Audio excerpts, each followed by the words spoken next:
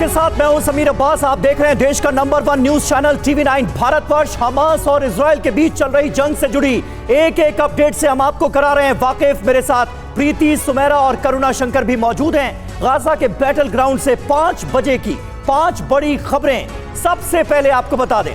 एक बार उनके बारे में आपको जल्दी से बता देते हैं कि आज किन बड़ी खबरों पर रहने वाली है हमारी नजर। पहली खबर, युद्ध के बाद गाजा वेस्ट बैंक पर अमेरिकी प्लान सामने आ गया है। दूसरी बड़ी खबर, तुर्की में एर्दोगन से मिले हमास चीफ हानिया। तीसरी बड़ी खबर, हमास का नंबर 2 सिनवार वो घिर गया है, उसका खात्मा किसी भी वक्त मुमकिन है, यह खबर सामने आ रही है। चौथी बड़ी खबर, 11 नवंबर को हिजबुल्लाह करेगा जंग का ऐलान। पांचवी बड़ी खबर, ईरान में हमास की मदद पर मचा हुआ है बवाल। इन तमाम खबरों पर रहेगी हमारी नजर। और अब हम आपको इजराइल हमास जंग से जुड़ी 10 वीडियो ब्रेकिंग दिखाएंगे। साथ ही रूस यूक्रेन वॉर फ्रंट से जुड़ी 10 बड़ी वीडियो ब्रेकिंग भी दिखाएंगे जो युद्ध की भयावहता की कहानी बताएंगी। सबसे पहले देखिए इजराइल हमास जंग से जुड़ी इस वक्त की 10 बड़ी वीडियो ब्रेकिंग न्यूज। सबसे बड़ी खबर, सेडेरोट और मेफ्लिसन में जमकर फायरिंग हुई है। अल-कुद्स ब्रिगेड ने किया है हमले का दावा। बेत लाहिया के पास इजरायली टैंक को तबाह करने का दावा अल-कुद्स ब्रिगेड की तरफ से किया जा रहा है।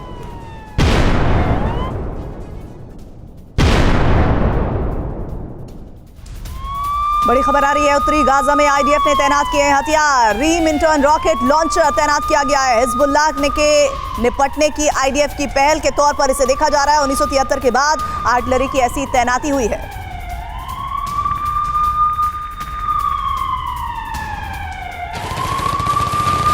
और देखिए एक और बड़ी खबर, गाजा में सुबह फिर से तेज हमले हुए हैं। हमले की तस्वीरें भी सामने आई है। कई इलाकों में दिखा धुआं और आग, ये देखिए आप।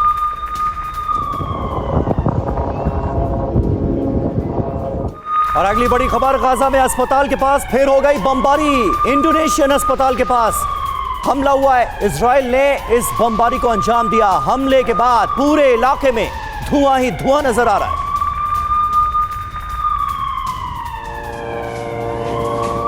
बड़ी खबर आ रही है, 5वीं जानकारी ये मिल रही है कि गाजा में हमास कमांडर हसन अबू जिना ढेर हुआ है। अबू जिना के पास था हथियारों का जिम्मा। कमांडर के साथ हमास लड़ाकों के दस्ते भी साफ हो गए हैं।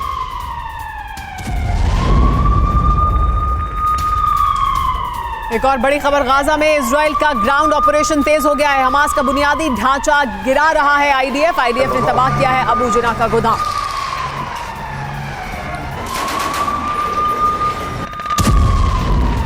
और एक और बड़ी खबर, गाजा के मुख्य शहर में दाखिल हो गई है आईडीएफ। बड़े हिस्से पर अब इजरायली सेना का कब्जा हो गया है। तेज ऑपरेशन चला रही Israeli defence force. Hamas operatives पर कार्रवाई की जा रही है।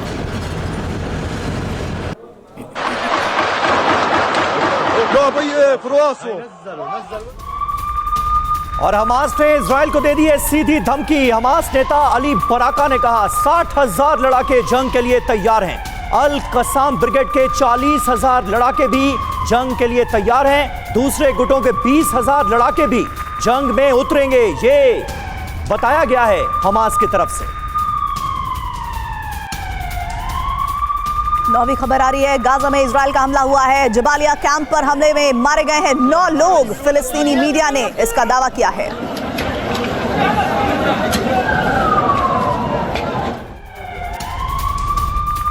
एक और बड़ी खबर, कल के लिए आईडीएफ और हमास में भिड़ंत। वेस्ट बैंक का इलाका है कल के लिए। कई जगहों पर आमने सामने हुई है झड़प, आमने सामने की लड़ाई होते हुए दिखाई दी है। आईडीएफ ने लड़ाकों को गिरफ्तार कर लिया है वेस्ट बैंक से। कल के लिए में बड़े पैमाने पर विशेष प्रदर्शन किए जा रहे थे जिसके खिलाफ आईडीएफ ने कार्रवाई की।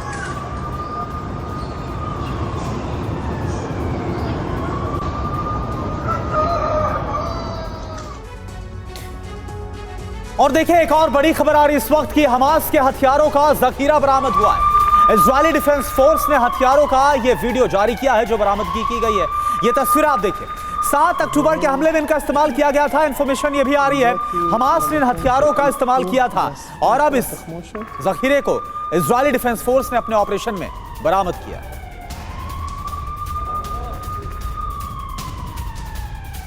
तो ये तस्वीरें आपके सामने, इजराइल डिफेंस फोर्स जिसका ग्राउंड ऑपरेशन जारी है। उत्तरी गाजा में लगातार इजरायली सेना आगे बढ़ रही है। हमास के ठिकाने को नेस्तनाबूद किया जा रहा है और हमास के ठिकाने से जो हथियारों का जखीरा बरामद किया गया है, बड़ी संख्या में आपको इसमें हथियार, बम, इसके अलावा रॉकेट, साथ साथ बंदूकें, मिसाइल, तमाम जो बड़े हथियार है वो भी आपको नजर आ रही होंगी, जिसकी बरामदगी की गई। और जानकारी है कि 7 अक्टूबर को इन हथियारों का इस्तेमाल किया गया था, उन्हीं में से हथियार है। और इस वक्त की बड़ी खबर आपको बता दें, तुर्की में हमास की हाई लेवल मीटिंग हो रही है। तुर्की में एर्दोगान से मिले हमास चीफ हानिया, इस्माइल हानिया की मुलाकात हुई है एर्दोगान से।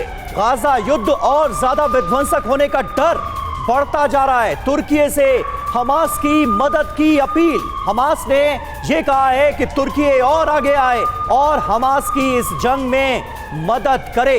इससे पहले आजादी की लड़ाई लड़ने वाले लड़ाके मुजाहिद करार दे चुके हैं एर्दोगान हमास को, और अब हमास के चीफ की तुर्की के राष्ट्रपति से हुई है मुलाकात। एक बात जो बार बार कही जा रही है वो ये कि तुर्की में हमास चीफ की मौजूदगी, इजराइल वर्सेस अरब देश, कैसे ये पूरा युद्ध हो सकता है, इसके बारे में आपको डिटेल में बताते हैं। दरअसल ये पूरा मामला जंग में तुर्की के कूदने से जुड़ा हुआ है, जिसमें जानकारी है कि जंग में एर्दोगान से मदद मांगने तुर्की पहुंचा है हानिया, और अंकारा में एर्दोगान और हानिया की मुलाकात हुई है, जिसके मायने अलग अलग तरीके से समझे जा सकते हैं। बैठक में युद्ध की रणनीति पर चर्चा हुई है और जंग में तुर्की से सहयोग की अपील की गई है। साथ ही साथ तुर्की से हमास को हर संभव मदद का भरोसा भी मिला है। हथियार चाहता है हमास, इजराइल यूएस की घेराबंदी चाहता है, और ऐसे में इस पूरे घटनाक्रम के बीच किस तरह से जंग में कूदने की तैयारी तुर्की कर रहा है, इस पर यह बड़ी और अहम जानकारी पर ग्राउंड जीरो अशदोद से इजराइल से हमारे साथ हमारे सहयोगी विपिन चौबे जुड़ रहे हैं। उनके पास हम जाएं उससे पहले एक बार फिर से हम आपको बता दें, तुर्की में हमास चीफ की मौजूदगी कैसे इजराइल वर्सेस अरब देश इस युद्ध को करती हुई नजर आ रही है। जो जानकारियां सामने आ रही है उसके मुताबिक जंग में तुर्की कूदने की तैयारी कर रहा है, और अगर तुर्की कूदता है तो ये युद्ध मुमकिन है कि और ज्यादा विनाशक होगा। इजराइल यूएस की घेराबंदी तुर्की के जरिए करने की कोशिश हो रही है, और ऐसे में माना जा रहा है कि अगर ऐसा हो जाता है तो एर्दोगान हानिया की जो मुलाकात है ये और ज्यादा विनाशक हो सकती है। सुमित चौधरी इस वक्त हमारे साथ हमारे सहयोगी लाइव जुड़ गए हैं। सुमित, तुर्की की एंट्री कैसे इस युद्ध को और ज्यादा विनाशक बना सकती है? देखिए बिल्कुल, देखिए हमास को लगातार का सपोर्ट की जरूरत है। आपको याद होगा कि इससे पहले वो रशिया भी गए थे, एक प्रतिनिधि लगातार हमास का वो रशिया में भी जाके मुलाकात की थी, और ऐसी कोशिश की जा रही है कि चाहे वो रशिया हो, चाहे वो चाइना हो, चाहे वो तुर्की हो, ऐसे अलाइज को लगातार अपने साथ रखा जाए जो अमेरिका और इजराइल के खिलाफ है। हालांकि देखिए ये भी मान लीजिए कि सीधे तौर पर इस जंग में कोई नहीं कूदेगा, चाहे वो ईरान हो, चाहे वो तुर्की हो। ईरान भी लंबे समय से हमास को सपोर्ट करता है, लेकिन कभी भी सीधे तौर पर अपने नाम आने से या फिर सीधे तौर पर अपने इन्वॉल्वमेंट से बचता है। तो तुर्की भी इसी तरीके से हमास को सपोर्ट जरूर करेगा, फिलिस्तीन की मांग को जरूर बढ़ाएगा, और हो सकता है कि आर्म्स एंड एम्युनिशन की सप्लाई किसी ना किसी तरीके से हमास को करे, उसको रिवाइव करे, उसको सपोर्ट करे, लेकिन सीधे तौर पर इस जंग में कूदने की कोशिश तुर्की अभी नहीं करेगा। सुमित, बने रहें आप हमारे साथ। आगे बढ़ते हैं, अगली बड़ी खबर अपने दर्शकों को बताते हैं। 11 नवंबर को हो सकता है बड़े युद्ध का ऐलान, ये इस वक्त की बड़ी जानकारी, यानी 11 नवंबर को बड़ा युद्ध और उसका ऐलान संभव है। शनिवार को जंगी ऐलान कर सकता है नसरल्ला। 11 नवंबर को जंगी संदेश देगा हिजबुल्लाह चीफ। इजराइल के खिलाफ जंगी ऐलान की आशंका जाहिर की जा रही है। पिछले भाषण में जंगी ऐलान नहीं होने से जिहादी ग्रुप हुए थे निराश। इजराइल के खिलाफ हिजबुल्लाह का ब्लूप्रिंट पूरी तरह से तैयार है और उसकी जानकारी दुनिया के सामने रखी जा सकती है, यानी एक और बड़ा भाषण हिजबुल्लाह चीफ द्वारा दिया जाने वाला है। इस वजह से ये कहा जा रहा है कि इस भाषण में ये हो सकता है कि वो जंग का ऐलान कर दें।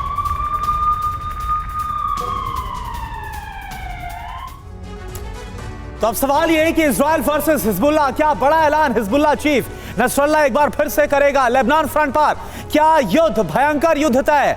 11 नवंबर से महायुद्ध, महाजंग होगी।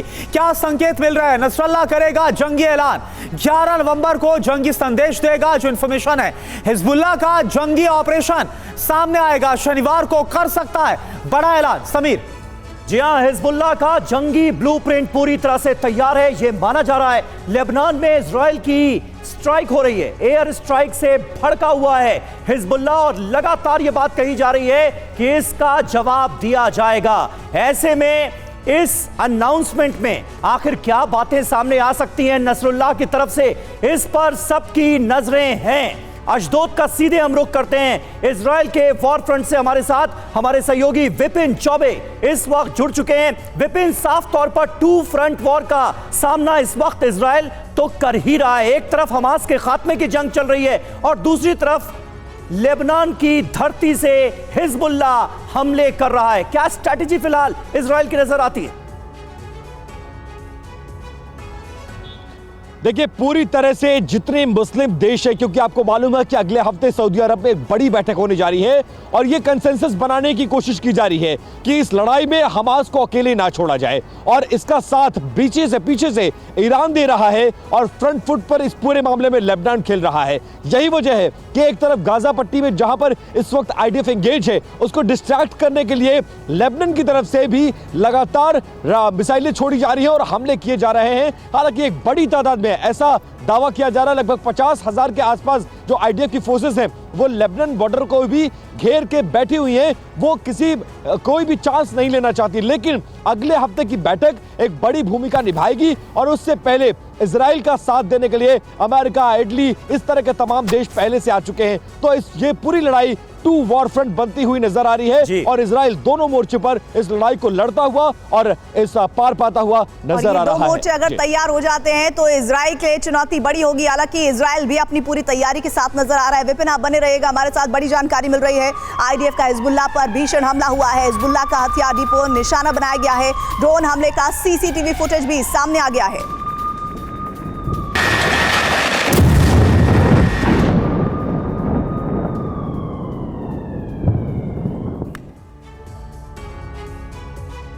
गाजा में आईडीएफ की दो तरफा कार्रवाई देखने को मिल रही है। जमीन और आसमान से हमला जारी है। ग्राउंड फोर्स को वायु सेना से मदद मिल रही है। आईडीएफ के नाहल ब्रिगेड का आक्रामक अटैक भी देखने को मिला है। जमीन और आसमान से हमले लगातार जारी हैं। ग्राउंड फोर्सेस को आसमानी हमला जब होता है तो मदद मुहैया कराई जाती है।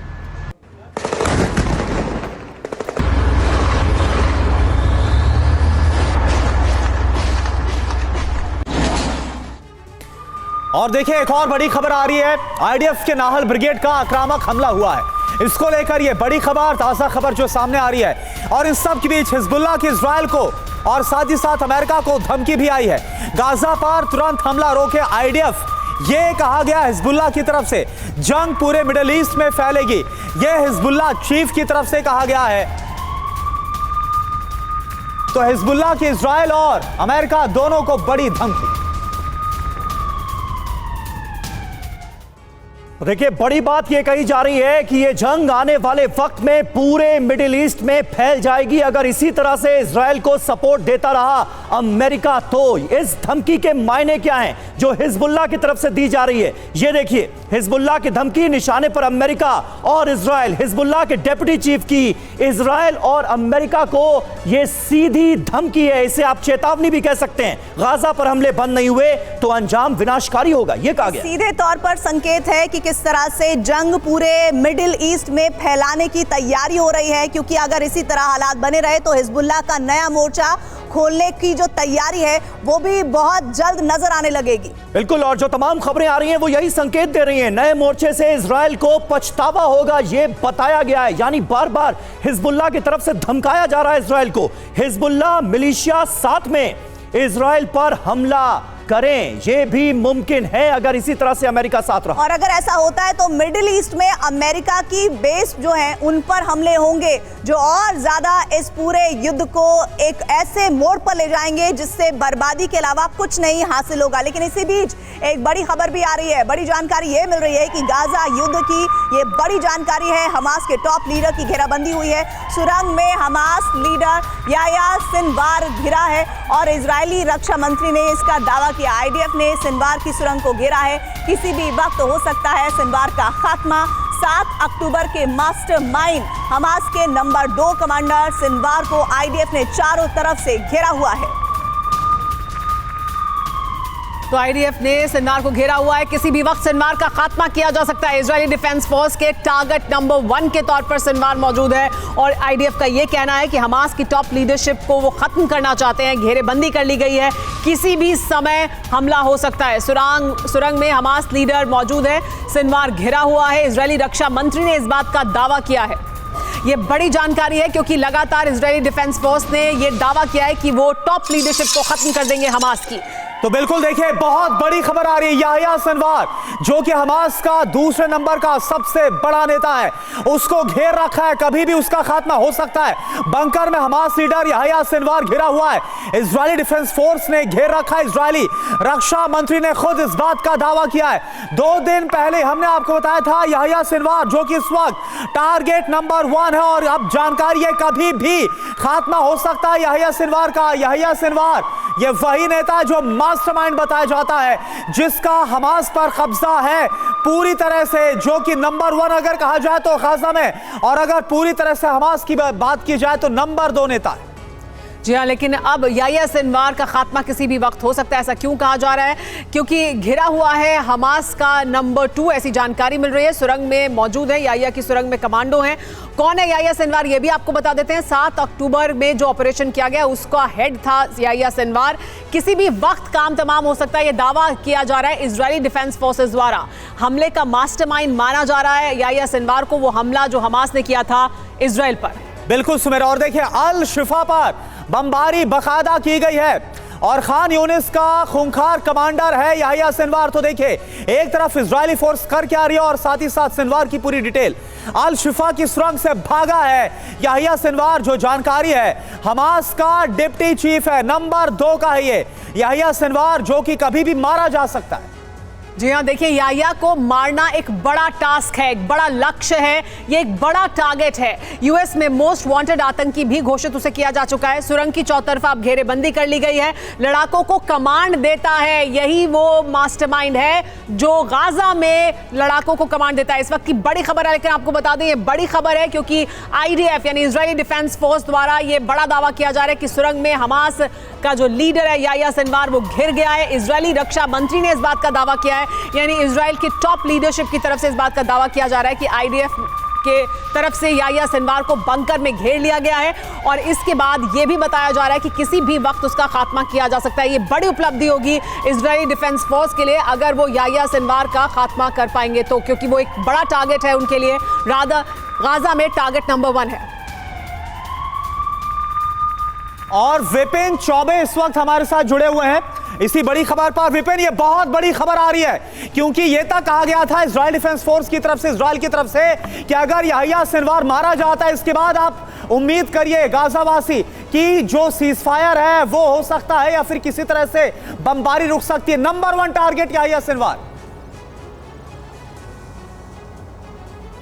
जी बिल्कुल, इसी के नेतृत्व में इस पूरे हमले की रचना रची गई और इसको मार के जो आईडीएफ है इस पूरे युद्ध को नेतृत्व विहीन करना चाहती है। इससे पहले तमाम कमांडर्स तो मारे गए, लेकिन ये वो चेहरा था याह्या सिनवार जो इस युद्ध का नेतृत्व कर रहा था, उसकी पूरी योजना बनाई और पिछले 10 सालों में इसने दोबारा से इस फौज को खड़ा करने का काम किया है। इसको मारना अपने आप में सबसे बड़ी उपलब्धि है और इसके बाद ये मान लीजिए आप कि कहीं ना कहीं से जिस बात को आपने दोहराया है कि सीज फायर की संभावना बढ़ जाएगी, क्योंकि तमाम निचले स्तर के, 2nd लेवल के, 3rd लेवल के, 4th लेवल के कमांडर्स मारे जा चुके हैं। टॉप कमांडर्स में अगर इसकी गिनती होती है और ये अगर घेरा गया है, ये अगर मार दिया जाता है तो मारकर चलिए एक बड़ी उपलब्धि होगी आईडीएफ के लिए और हमास नेतृत्व विहीन हो जाएगा। मजबूरन जब उसको ऑर्डर्स कहीं से नहीं मिलेंगे तो उसको सरेंडर करना पड़ेगा और इसमें कहीं ना कहीं सीज फायर की संभावना बन सकती है। बिल्कुल, सुमित चौधरी भी हमारे साथ इस वक्त मौजूद हैं। याह्या सिनवार को घेरा जा चुका है और इसका खात्मा जल्दी मुमकिन है, ये आईडीएफ की तरफ से संकेत मिल रहे हैं। सुमित, ऐसे में क्या ये माना जाए, क्या गाजा में जंग खत्म होने के नजदीक पहुंच गई है या ये कहा जा सकता है आखिरी राउंड इस वक्त होता हुआ हम देख रहे हैं? देखिए बिल्कुल नहीं समीर, ये जंग अभी इतनी जल्दी खत्म नहीं होगी, लेकिन याह्या सिनवार के बारे में जरूर जान लीजिए कि याह्या सिनवार ना सिर्फ एक हमास के टॉप लीडर्स थे, बल्कि उनका जो मास अप्रोच था या फिर जो कनेक्टिविटी थी बहुत ज्यादा थी। कहा जाता है कि ईरान के जनरल सुलेमानी, जो आपको याद होगा 2020 के अंदर जिसको अमेरिका ने मार गिराया था, उनकी तुलना उससे की जाती है। और ये इसलिए क्योंकि ना सिर्फ हमास को खड़ा करने में इनका बहुत बड़ा योगदान था, बल्कि मानिए कि ये वो ऐसा लीडर था या फिर एक ऐसा हमास का एक बड़ा टेररिस्ट था जिसको 2015 में अमेरिका ने ग्लोबली टेररिस्ट घोषित किया। 2011 में ये आईडीएफ के साथ जेल में बंद था। आईडीएफ ने इसको काफी लंबे समय तक जेल में रखा। 1000 जब लोग छोड़े गए थे तब इसको भी छोड़ा और उसी के बाद इसने हमास को रिवाइव किया। और ये भी मैं आपको बताऊं कि 2015 के बाद 2018 के अंदर जब हमास को पूरा रिवाइव करने की कोशिश की गई या फिर फिलिस्तीन के साथ इजराइल की नेगोशिएशन चली, उसके अंदर हमास को कैसे एक प्राइम, आप कह सकते हैं कि एक मेन एपिसेंटर में रखा जाए, ये प्रक्रिया भी याह्या की तरफ से की गई। और ये भी आप देखिए कि अभी मोटे तौर पर कि जब इस पूरे ऑपरेशंस को 1 महीने से ज्यादा का वक्त हो चुका है, तो अगर ये कमांडर मारा जाता है तो ये इस समय आईडीएफ की सबसे बड़ी उपलब्धि होगी, क्योंकि बिल्कुल आईडीएफ इसे एक अपनी बड़ी कामयाबी के तौर पर गिनाएगी। याह्या सिनवार के बारे में फिलहाल खबर यही सामने आ रही है कि गाजा में हमास के टॉप कमांडर को, जो कि गाजा का चीफ बताया जाता है हमास का, इसे घेर लिया गया है। इस बीच एक और बड़ी खबर है, उत्तरी गाजा में भीषण बमबारी हुई है। इजरायली फोर्स ने यहां पर हमला किया है। हमले के बाद दिखी विनाश की तस्वीर। ये देखिए तस्वीरें आपके सामने हैं, ये नॉर्थ गाजा की ताजा तस्वीरें हैं। इजरायली फोर्स का जबरदस्त यहां पर हमला हुआ है और उस हमले के बाद की तस्वीरें आपके सामने।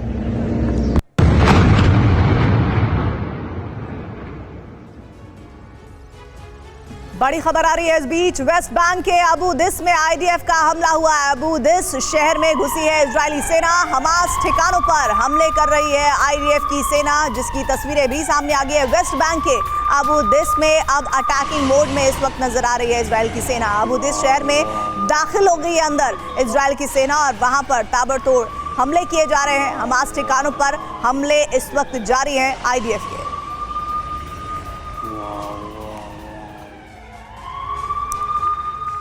एक और बड़ी खबर आपको बता दें, यरूशलेम में इजरायली फोर्स का ऑपरेशन जारी है। इजरायली सेना ने यहां पर छापेमारी की है। इजरायली सेना की गाड़ियों का काफिला देखने को मिला है यरूशलेम में। यरूशलेम में इजराइल की फोर्स लगातार कार्रवाई कर रही है, छापेमारी कर रही है। काफिला दिखाई दिया इजरायली फोर्सेस की गाड़ियों का यरूशलेम में।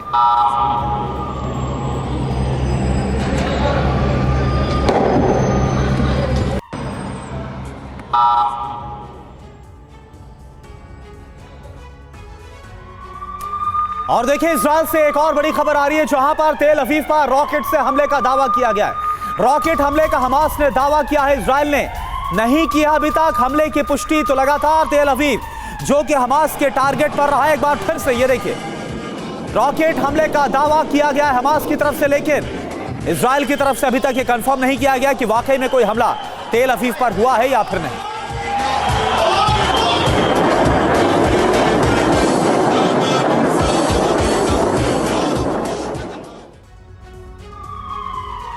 और नॉर्थ गाजा पर एक बार फिर बारूदी बौछार हुई है। इजराइल का भीषण हवाई हमला हुआ है। हमास के ठिकाने पर इस विध्वंसक हमले को अंजाम दिया गया। तो जो ग्राउंड ऑपरेशन चल रहा है, ग्राउंड पर जो इजरायली फोर्सेस हैं, उनकी मदद के लिए लगातार हवाई हमले भी किए जा रहे हैं इजराइल की तरफ से। और उसी कड़ी में एक और हमला हुआ है। हमास के ठिकानों को निशाना बनाकर नॉर्थ गाजा में इस विध्वंसक हमले को अंजाम दिया गया और कर दी गई बारूदी बौछार।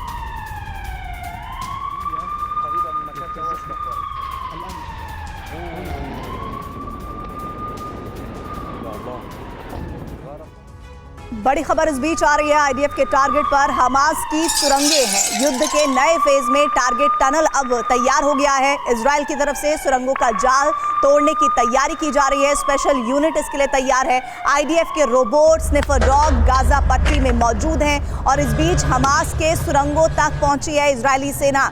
और ये टारगेट आप हाल फिलहाल में देखिए, इजरायली सेना ने सबसे ऊपर रखा हुआ था कि अब ग्राउंड के ऊपर ही नहीं बल्कि जमीन के अंदर भी ऑपरेशन शुरू किया जाएगा, जिसकी बीते कई दिनों से तस्वीरें भी सामने आ रही हैं।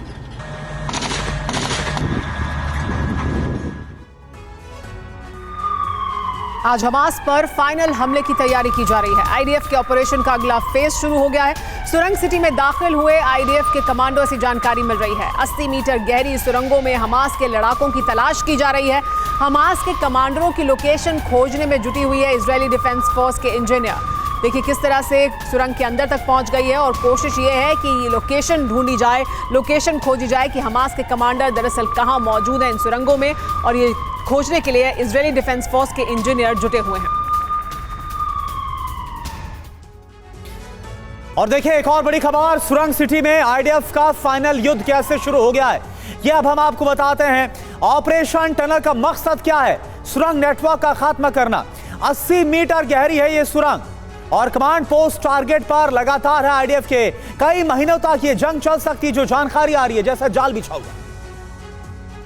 यहाँ सुरंगों की लोकेशन जो है उसका पता लगाने की कोशिश की जा रही है और इसके लिए आईडीएफ के इंजीनियर्स जुटे हुए हैं। 100 शैफ्ट अब तक नष्ट की जा चुकी है और जो यहां पर हमास की रॉकेट साइट थी उसका भी अंत कर दिया गया, उसे भी बर्बाद कर दिया गया है। हमास के कमांडर्स का खात्मा लगातार जारी है और सुरंगों के मुहाने पर आईडीएफ पहुंच चुकी है। हमास क्यों एक बड़ा चैलेंज है, क्यों बड़ी चुनौती है, ये देखिए। हमास के गुरिल्ला हमले हो रहे हैं सुरंगों से छिपकर, इन्हीं सुरंगों से छिपकर हमास के लड़ाके हमलों को अंजाम दे रहे हैं और हमले के बाद लड़ाके भाग जाते हैं। हमले के बाद सुरंगें ही इनका ठिकाना होती हैं, इसीलिए ये सुरंगें आईडीएफ का प्राइम टारगेट इस वक्त नजर आ रही हैं। सुमित चौधरी का सीधे रुख कर लेते हैं, इस वक्त हमारे साथ लाइव जुड़े हुए हैं। सुमित, ये जो सुरंगों के जरिए इजराइल एक नया ऑपरेशन तैयार कर रही है और इस ऑपरेशन के जरिए क्या आपको लगता है कि हमास को पूरी तरह से खत्म करने में इजरायली सेना कामयाब हो पाएगी? देखिए बिल्कुल, अगर आप देखें कि सबसे पहले अगर जिन इलाकों को खाली कराने के लिए कहा गया वो नॉर्थ गाजा के ही इलाके थे और यही वो सबसे ज़्यादा इलाके हैं जहां पर सबसे बड़ी और सबसे ज़्यादा डेप्थ जो आप कह सकते हैं कि टनल्स को दी गई है। साउथ गाजा के अंदर इतने ज़्यादा हमास प्रभावशाली नहीं है, उसके जो ठिकाने हैं, उसके जो कमांड्स हैं वो ज़्यादातर नॉर्थ गाजा के इलाकों में है। इसी वजह से अभी अगर आप देखें जो मेजर ऑपरेशन चलाए जा रहे हैं वो इन्हीं टनल्स के अंदर चलाए जा रहे हैं और अभी ना सिर्फ जो स्ट्रैटेजीज में बदलाव है टनल्स को अटैक करना, बल्कि आर्म्स एंड एम्युनिशंस के साथ साथ आर्म्स एंड एम्युनिशंस के जो हेड हैं, यानी वो कमांडर्स हमास के जो इनको वेपनरीज को बनाने का काम करते हैं, उनको भी न्यूट्रलाइज किया जा रहा है। आज ही एक ऐसे बड़े कमांडर्स को मारा गया और हमास का जो सबसे ज़्यादा वेपनरी का प्रोडक्शन है वो 80% से ज़्यादा हमास का वेपनरी प्रोडक्शन इसी नॉर्थ गाजा के इलाके में होता है। तो निश्चित तौर पर इजराइल की सेना की ये स्ट्रैटेजी है कि नॉर्थ गाजा को यानी 20 से 22 किलोमीटर को एरिया को पूरी तरीके से खाली कराकर इस पर पूरी डायरेक्ट फायर किया जाए, टनल्स को बर्बाद किया जाए और यहाँ पे जो लोकल कमांडर्स हैं उनको न्यूट्रलाइज किया जाए ताकि एक फ्री जोन बने इजराइल की सेना के लिए ऑपरेशन चलाने के साथ साथ इन इलाकों को खाली कराने के साथ साथ हमास की पूरी जो टनल स्ट्रैटेजीज है आने वाले वक्त में क्या होने वाला है, क्योंकि गाजा के 23 लाख लोग क्या इजराइल को एक्सेप्ट करने के लिए तैयार होंगे? वेस्ट बैंक जैसा कोई सोल्यूशन निकल पाएगा क्या गाजा का? देखिए बिल्कुल नहीं। देखिए इजराइल का इस इलाके को लेकर, गाजा को लेकर स्ट्रैटेजी बिल्कुल अलग है और ये स्ट्रैटेजी है सबसे पहले तो नॉर्थ गाजा के अंदर अपने मिलिट्री बेसिस को तैयार करना। आप मोटे तौर पर देखिए कि क्यों नॉर्थ गाजा को ही लगातार खाली करने के लिए कहा गया, क्यों लगातार इन्हीं इलाकों में ऑपरेशन चलाए गए। इनिशियली 1 महीने से ज्यादा का वक्त हो चुका है और नॉर्थ गाजा ही इनका मेन फोकस है। वो इसलिए भी क्योंकि सारे के सारे arms and ammunition depot, tunnel strategies और यहां तक कि जो हमास के लोकल लीडरशिप है वो मैक्सिमम इसी इलाकों में है। जो वेपनरी की प्रोडक्शन यूनिट्स हैं वो भी इसी इलाके में है। तो इसको खत्म करने के बाद, इसको पूरी तरीके से बर्बाद करने के बाद साउथ गाजा के अंदर सिर्फ स्मॉल टेक्टिकल ऑपरेशन चलाए जाएंगे। वहां पर जो लगातार पॉपुलेशंस हैं उनको वहीं सेटल होने के लिए कहा जाएगा और जब तक इस इलाके को वाइप आउट नहीं कर दिया जाता, जब तक क्लीन नहीं कर दिया जाता इजराइल की सेना के प्रेजेंस में, जब तक यहां पर लोकल पॉपुलेशन नहीं आएगी। एक लंबी स्ट्रैटेजी है, लंबा वॉर प्लान है और इसीलिए नॉर्थ गाजा में ज्यादा फोर्सेस की डिप्लॉयमेंट जी बिल्कुल सुमित, और बहुत लेयर्स हैं जिसमें उन्हें काम करना है। जब इजरायली डिफेंस फोर्स यहां से निकलेगी तो कौन यहां पर आएगा, क्या वो फतह होगा, ये सब कुछ तय भी करना है, लेकिन लंबा समय लगेगा। लेकिन इस बीच जो समर्थन कर रहे हैं वहां पर भी सीधा एक सवाल नहीं है, कई सवाल उठ रहे हैं। एक बड़ी खबर, हमास के समर्थन पर ईरान में सवाल उठा है। पूर्व विदेश मंत्री जवाद जरीफ ने उठाए हैं सवाल। हमास के समर्थन पर ईरान में बगावत भी देखने को मिल रही है। तो ऐसा नहीं है कि एक ही विचार है जो ईरान में है, फैसले से ईरान को कुछ हासिल नहीं होगा, कहा है जवाद जरीफ ने। हमास के समर्थन पर जिस तरह का खुला समर्थन ईरान द्वारा किया जा रहा है, जवाद जरीफ का यह कहना है कि समर्थन अगर इस तरह से किया जाएगा तो कुछ भी हासिल नहीं होगा ईरान को, यानी ईरान में भी सवाल उठ रहे हैं। और देखिए ईरान से बड़ी खबर आ रही है। देखिए ईरान जो लगातार हमास के साथ खड़ा है, लेकिन हमास पर अब ईरान में बगावत छिड़ गई है। पूर्व विदेश मंत्री जवाद ने इस मुद्दे को उठाया है। हमास के समर्थन पर ईरान में बगावत छिड़ गई है। बहुत बड़ी खबर आपको बता रहे हैं। फैसले से ईरान को ही नुकसान होगा। खामनेई से मिल चुका है हमास चीफ हानिया। दो बड़े सवाल यहां पर क्या है? दूसरे के लिए जंग आखिर क्यों लड़ना, यह सवाल पूछा जा रहा है। ईरान का इससे क्या फायदा होने वाला है? तो ईरान जो कि हर तरह से मदद पहुंचा रहा है हमास को, अब ईरान के इसी फैसले पर बड़ी रार। जी हां, और इस बीच ये किसने कह दिया कि ईरान है ऑक्टोपस का सिर, हिजबुल्लाह हमास है उसके आर्म्स। आखिर में हमें तेहरान पर सीधे चोट करनी होगी। ये कोई और नहीं बल्कि इजराइल के पूर्व पीएम कह रहे हैं। नेफ्ताली बेनेट ने यह सनसनीखेज बयान दिया है और ईरान पर बहुत बड़ा हमला बोला है अपने इस बयान के जरिए कि आखिर में इजराइल को ईरान से ही जंग लड़नी पड़ेगी, ईरान पर ही हमला करना पड़ेगा क्योंकि ऑक्टोपस है ईरान। तो नेफ्ताली बेनेट जिसके बयान को लेकर अब एक नया एंगल नजर आ रहा है। इजराइल के पूर्व पीएम का बयान बहुत बड़ा है। आइए नेफ्ताली बेनेट के बयान से मिल रहे इशारे को हम समझ लेते हैं। इजराइल का आखिरी टारगेट ऑक्टोपस का सिर, ये क्यों कहा जा रहा है? ऐसे चलेगा वॉर चक्र। नेतन्याहू बार बार हमास हिजबुल्लाह के खात्मे का प्रण ले रहे हैं। हमास हिजबुल्लाह का खात्मा ईरान बर्दाश्त नहीं कर पाएगा। ईरान निश्चित तौर पर कोई जवाबी कार्रवाई के साथ आएगा। सुमेरा, और आगे क्या डिटेल्स और हैं जो हम देने वाले हैं? इजराइल के लिए ईरान से जंग उसकी मजबूरी बन जाएगी, ये कहा जा रहा है, क्योंकि ईरान ही मास्टरमाइंड है जो कुछ हो रहा है उसके पीछे ईरान का ये कहना है। इसके संकेत क्या हैं? संकेत ये कि शायद इसी वजह से इजराइल मनोवैज्ञानिक दबाव बना रहा है। ऑक्टोपस का सिर कह रहा है ईरान को, यह कहकर कि सबसे बड़ा दोषी ठहराने की कोशिश है ईरान को ही। दरअसल ईरान इसके पीछे है। एक और बड़ी खबर यह कि यरूशलेम में इजरायली फोर्स ने छापेमारी की है।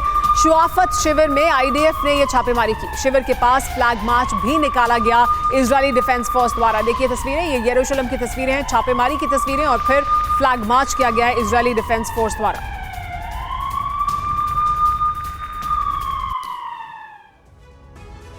और देखिए एक और बड़ी खबर, गाजा पर इजराइल का हमला लगातार जारी है। उत्तरी गाजा में हमले में भारी तबाही मची है। कई लोगों के घायल होने की खबर आ रही है और जो लगातार स्ट्राइक, जो बमबारी हो रही है इस वक्त गाजा पर, उसकी तस्वीरें भी आप देख पा रहे हैं। और उत्तरी गाजा लगातार इस वक्त फोकस बना हुआ है इजरायली बमबारी का।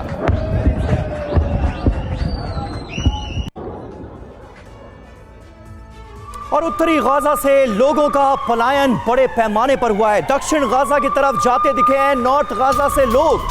सफेद झंडे लेकर जाते नजर आ रहे हैं लोग, और उसकी तस्वीरें सामने आई हैं। बाकायदा इजरायली फोर्स की तरफ से ये वीडियो जारी किया गया है और इसमें नॉर्थ गाजा से दक्षिण गाजा की तरफ कूच करते हुए फिलिस्तीनियों को, आम नागरिकों को गाजा के दिखाया गया है। ये देखिए तस्वीरें आपके सामने हैं। आईडीएफ ने ये तस्वीरें जारी की हैं जिसमें बड़े पैमाने पर लोगों का मूवमेंट, लोगों का पलायन नॉर्थ गाजा से साउथ गाजा की तरफ होता हुआ नजर आ रहा है।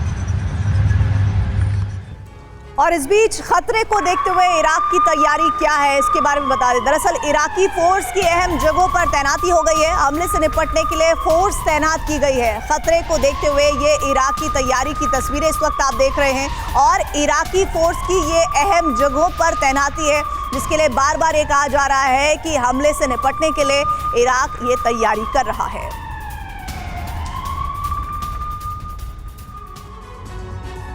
एक और बड़ी खबर है कि गाजा पर युद्ध के बाद का अमेरिकी प्रस्ताव भी सामने आया है। G7 की मीटिंग में बोले अमेरिकी विदेश मंत्री ब्लिंकन, उन्होंने बयान दिया है गाजा और वेस्ट बैंक में एक सरकार हो, यानी प्लान यही है कि जो वेस्ट बैंक में सरकार है वही सरकार अब गाजा में भी हो, फिलिस्तीनी सरकार के अधीन हो गाजा भी। नई सरकार गाजा को फिर से बनाएगी, यानी गाजा को एक बार फिर नए सिरे से बनाया जाएगा। महमूद अब्बास से पहले ही मुलाकात हो चुकी है एंथनी ब्लिंकन की, उनसे लगातार मुलाकातों का सिलसिला जारी है। तो क्या इजरायली डिफेंस फोर्स जब पूरा कब्जा कर लेगी तो फतह को ही जिम्मा दे दिया जाएगा गाजा का भी? तो देखिए गाजा पर अमेरिकी प्लान क्या है, क्या एंथनी ब्लिंकन की तरफ कहा गया, ये आप देखिए। तो सवाल यह है कि गाजा पर क्या अब फैसला हो गया है, युद्ध के बाद का प्लान क्या तैयार हुआ है, ये देखिए।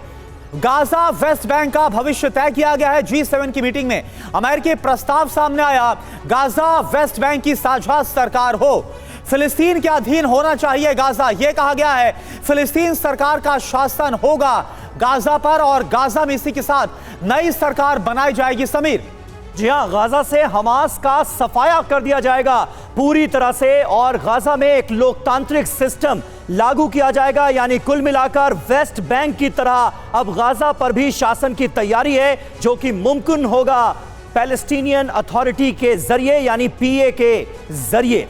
महमूद अब्बास फिलहाल वेस्ट बैंक में पीए के जरिए ही शासन चला रहे हैं इजराइल की रजामंदी से। इस बीच खबरों में आगे बढ़ते हैं। उत्तरी गाजा में आईडीएफ की भीषण बमबारी हुई है। अल जला में इमारत पर बमबारी की गई है। हमले के बाद लोगों में कैसे अफरा तफरी मच गई, ये आप इन तस्वीरों में देखिए। हमले के बाद धुएं का गुबार हर तरफ नजर आया और लोग इधर उधर भागकर अपनी जान बचाने की कोशिश करते दिखे। तो उत्तरी गाजा में भीषण बमबारी हो रही है। गाजा में जारी आईडीएफ का ग्राउंड ऑपरेशन और इस बीच आईडीएफ ने जारी किए ऑपरेशन की तस्वीरें, जो एक बार फिर से ये बताती हैं कि बहुत तेजी के साथ आक्रामक रवैये में आईडीएफ अपने ऑपरेशन को आगे बढ़ा रही है, लेकिन इससे उत्तरी गाजा का एक बड़ा हिस्सा खत्म होने के कगार पर है।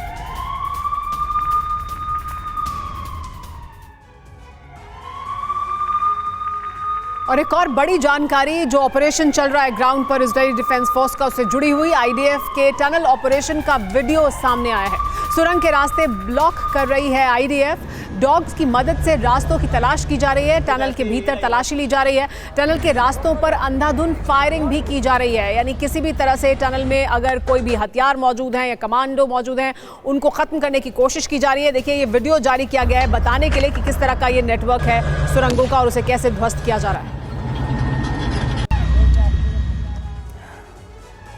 और देखिए खबर क्या आ रही है। खबर यह है कि कई महीने चल सकता है इजरायली डिफेंस फोर्स का यह ऑपरेशन। सुरंगों को तबाह करने में लगेगा लंबा वक्त। गाजा सिटी में खतरनाक टनल नेटवर्क है।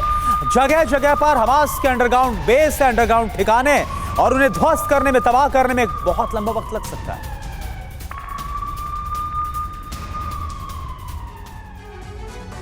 और वहीं इजराइल को हमास के रॉकेट्स और मिसाइलों से रक्षा करने में जो सबसे मददगार साबित होता है वो है आयरन डोम, और दूसरा कदम कदम पर बने बंकर। अशदोद में बने ऐसे ही एक बंकर में पहुंचे हमारे संवाददाता विपिन चौबे, और उन्होंने वहां से जो रिपोर्ट भेजी है वो अब हम आपको दिखाने जा रहे हैं। गाजा पट्टी पर युद्ध लड़ रहे और अपनी जमीन को बचाने की जद्दोजहद में जुट चुके हमास के लड़ाकों की सबसे बड़ी ताकत है इसी तरह के टनल। गाजा पट्टी पर हमास के लड़ाकों के खात्मे में जुटी हुई आईडीएफ फोर्स की सबसे बड़ी दुश्मन है इसी तरह की टनल। और गाजा सिटी में फिलहाल इसी ताकत के भरोसे युद्ध के 33वें दिन भी अगर आईडीएफ फोर्स से मोर्चा ले रहे हैं हमास के लड़ाके, तो उसके पीछे भी यही टनल सबसे बड़ी ताकत के रूप में उभर कर आई है। लिहाजा आईडीएफ ने यह तय कर लिया है कि आज की तारीख में अगर हमास की कमर को तोड़ना है तो फिर इसी तरह के टनल्स को ध्वस्त करना पड़ेगा। जो ताजा रिपोर्ट आई है उसके मुताबिक एक महीने के युद्ध में अब तक इस तरह के 200 टनल्स को ध्वस्त किया जा चुका है, और इसके बाद इस तरह के टनल्स में ऐसी ऐसी चीजें बरामद हुई है जिसकी कल्पना भी आईडीएफ ने नहीं की थी। बड़ी और खबर इस बीच ये आ रही है कि जापान में G7 के विदेश मंत्रियों की बैठक हुई है। इजराइल यूक्रेन की मदद को लेकर G7 की मीटिंग और G7 की ईरान को बहुत बड़ी चेतावनी, जिसमें कहा गया है कि हमास हिजबुल्लाह से दूर रहे, यह हिदायत दी गई है। गाजा में दखल दिया तो ईरान को इसकी भारी कीमत चुकानी पड़ेगी। G7 की बैठक में इजराइल यूक्रेन की मदद पर सहमति बनी है और यूक्रेन के लिए मदद में कोई कमी नहीं आएगी, ये बात भी कही गई है।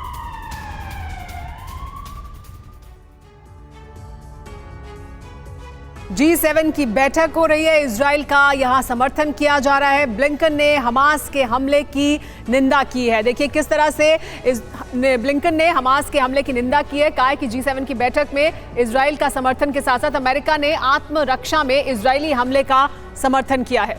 जी हां, फिलिस्तीन से हमास पर कार्रवाई की मांग की गई है। कहा यह गया है कि हमास को हर हाल में खत्म करना होगा। फिलिस्तीन की मानवीय मदद का ऐलान भी किया गया प्रीति। और साथ ही बंधकों को छुड़ाने के लिए आईडीएफ को समर्थन की बात भी G7 की इस बैठक में कही गई है। करुणा, बिल्कुल। और देखिए, साथ ही गाजा में युद्ध विराम को लेकर अभी कोई सहमति नहीं है, यह बात भी क्लियर की गई है। यानी देखिए, गाजा में युद्ध विराम को लेकर सहमति नहीं है, लेकिन क्यों समर्थन किया जा रहा है ये जरूर अमेरिका की तरफ से साफ किया जा रहा है। एक और बड़ी खबर आपको बता दें कि किस तरह से रूस यूक्रेन जंग में यूक्रेन पर रूस का भीषण हमला भी जारी है। रूस यूक्रेन युद्ध से जुड़ी खबरें भी आई, आपको दिखाते हैं। आपको रूस यूक्रेन जंग से जुड़ी 5 बड़ी वीडियो ब्रेकिंग दिखाते हैं। एफएसबी ने बुरातिया के एक शख्स को पकड़ा है।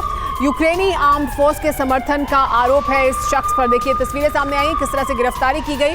रूसी एजेंसी ने कार्रवाई की है और इस व्यक्ति की गिरफ्तारी की है। और एक और बड़ी खबर, कामाकाजी ड्रोन से, यूक्रेनी कामाकाजी ड्रोन का रूस पर बड़ा हमला। काफी दूर तक पीछा करके अटैक किया गया। तस्वीरें आप देखिए, हमले में कई लोगों के घायल होने की आशंका है। और यूक्रेन का रूस पर MLRS से भीषण हमला, हमले में रूसी इलाके हुए तबाह। बड़ी खबर, अवदिव्का में यूक्रेन का हमला हुआ है। रूसी सैनिकों की तलाश में यह हमला किया गया है। एक और बड़ी खबर आपको बता दें, यूक्रेन ने रूसी इलाके पर हमला किया है। हमले में कई लोगों के मारे जाने की खबर सामने आ रही है। हमले के बाद पूरा इलाका धुआं धुआं हो गया।